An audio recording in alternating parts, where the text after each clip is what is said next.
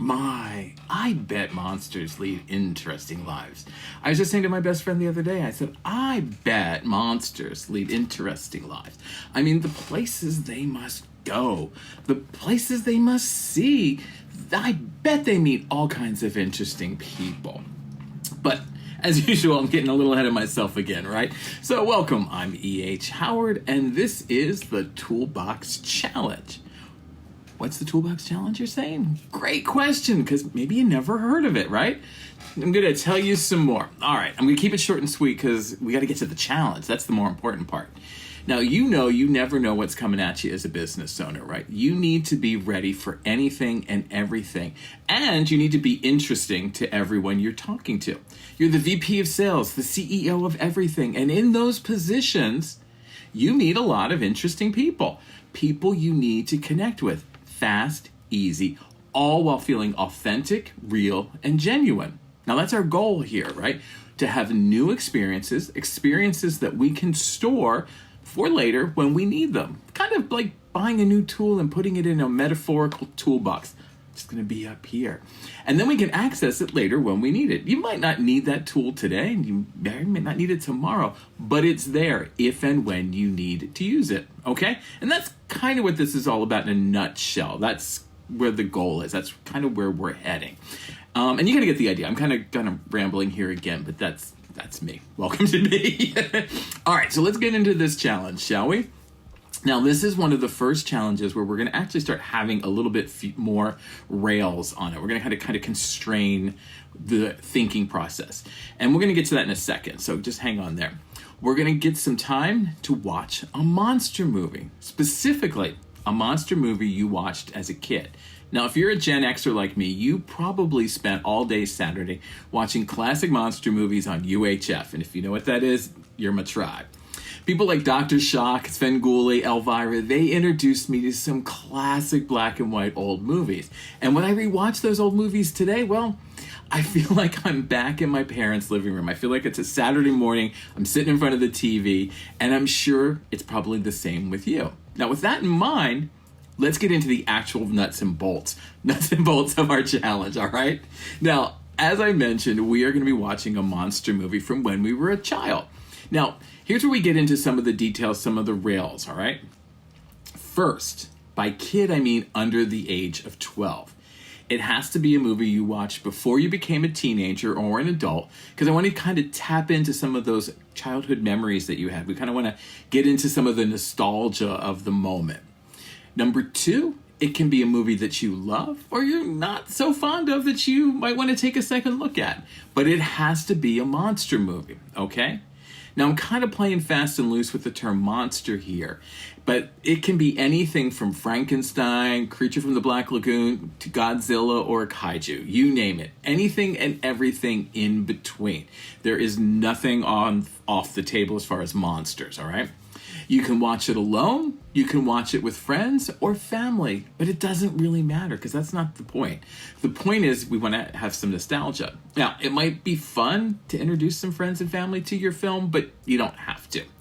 However you want to re-experience it is your choice. The goal is to tap into those memories, all right? Got it? All right, now let's take a moment. Let's forget about the bullshit of what's going on in the real world. Let's focus on this movie. We're going to have some fun, maybe get a little scared for a moment, and when you're done, move on over to the reflection portion so we can kind of process what we've seen and learned. All right? I'll see you over there. All right, welcome back. I am still E.H. Howard, and you can decide if that's a good thing or not. Yeah, most people would say no. This is the reflection portion for the Monster Movie Challenge, and I hope you had a good time. I hope you enjoyed your movie. For this section, you're going to need something. I usually use a notebook like this, a Moleskine. It's got all kinds of notes and fun stuff in it, but you keep track of your experiences in whatever way you want to. The goal here is to keep track of them, because we process them, then we're going to kind of remember them better. We're going to have really kind of take them in and really understand them, okay? But if push comes to shove, there is a worksheet included in the description below. So use whichever method works for you. The method to remember is not important. What's important is to keep a record of our thoughts and kind of process our thoughts and the experience so that we can kind of retain it and understand it better. All right. It's going to kind of work. This is kind of like my physical toolbox. I can go back and refer to it, although I've got like 200 of them over there, so I don't even know where things are sometimes. All right, let's get reflective. I want you to sit down and ask yourself, what made you choose this particular monster movie over all of the other monster movies that you could have chosen? There's a very specific reason, but what is it? Now, no one's going to see your notes and your thoughts except you, so be 100% honest, all right? The second thing I want you to ask yourself is it as good as you remember, all right? Because sometimes with adult eyes, we're not as fond of things as we liked as a kid, okay? Like, we look at it and we're like, what the hell was I thinking? I also want you to tell me why you still liked it, all right? Tell me why not, but be specific. Now, remember, you can both like and still find flaws in something. Nothing's perfect, so don't be afraid of, like, tearing it apart. However, go into detail. Now, were there parts that you had forgotten that were in the movie? And this happens to me a few times, because I'm getting old. But there have been a number of times where I swore there was a scene in this one movie, only to figure out, no, that was in one of the sequels, and I'm confusing the two movies. So, sometimes we ain't remembering so good. I want you to think about how you felt watching the movie. What were the emotions that you kind of felt? What did you kind of get it taken back to, like, sitting in your parents' living room? Did you get that little rush of nostalgia? Because it's amazing how certain things, a song, a line, a character, can bring back some really strong sense memory.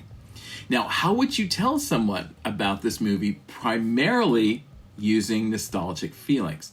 So, for example, I would describe something like, I felt the excitement I felt when my 10-year-old self felt seeing the bride come to life for the first time. I was immediately taken back to my parents' living room, like that kind of thing, right? We don't want to describe the movie verbatim. We want to describe the feelings. Now, there are 1,000,001 fans out there of this movie.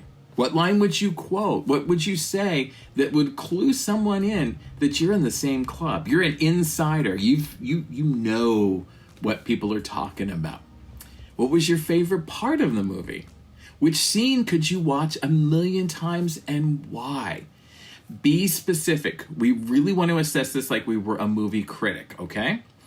Look at the acting. Did you appreciate the overacting, or was it just right for this movie? Yeah, because sometimes it gets a little campy. Now, what would you do to sell this to somebody, your best friend, a family member, who hasn't seen it yet? What if it was a client or a consumer? You talk about it in different ways with different people, so how would that be? How would that be reflective? Now, when we're a fan of something, we can get really excited about talking about it. That means two things. We can either over-explain it, or we're going to really, really shorthand it, and neither one of them is good. So when you describe it to people, make sure you keep it high, tight, and dry, all right? Everything. Write it all down in your notebook. Notes are fine. You don't need to write it. We're not looking for a thesis paper. We're not looking for anything like a magazine article. But, hopefully this is how to start steering you more towards the awareness of the power of nostalgia. What it feels like, what emotions it stirs into you, and more importantly, how we might use it to motivate consumers to take an action. It's a great tool for our sales, all right? Because when you tap into nostalgia, you open a door to that consumer. And you can begin talking to anyone, any age, anywhere. And what's that mean? That means you can expand your base into other demographics and expanding your reach, and say it with me, to grow your business. That's why these are so important. They are a really great tool to give you a deep dive into understanding what can connect you with other people. And that's what we really all want, right? We want to build those relationships. Now, if you're up to it and you feel like it, you don't have to, but feel free to share your thoughts and experiences in the comments below. I'd love to hear what movie you saw, what your reactions were, the nostalgia that you felt. So just, if you feel comfortable, put it out there. I'm happy to see it. I'm going to put out what I see. I'm going to watch something probably over the weekend. Also, don't forget, join my tribe. So visit join.ehhoward.com and sign up today, because membership, it has some privileges, all right? You'll see when you get there. While you're there, also check out everything that's available to you as a small business owner that's going to help you grow. Courses, books, tons and tons and tons of content, all designed to give you the opportunities that I wished I'd had when I started my business, all right? And finally, don't forget to follow me on social media. I'm E.H. Howard literally everywhere. And, okay, I think that's it. Thank you for taking time out of your day to spend it with me. Hopefully you found me interesting. I truly appreciate it. And I'll see you in the next challenge. All right, now get out there and watch a monster movie. Get interesting. I'll see you then.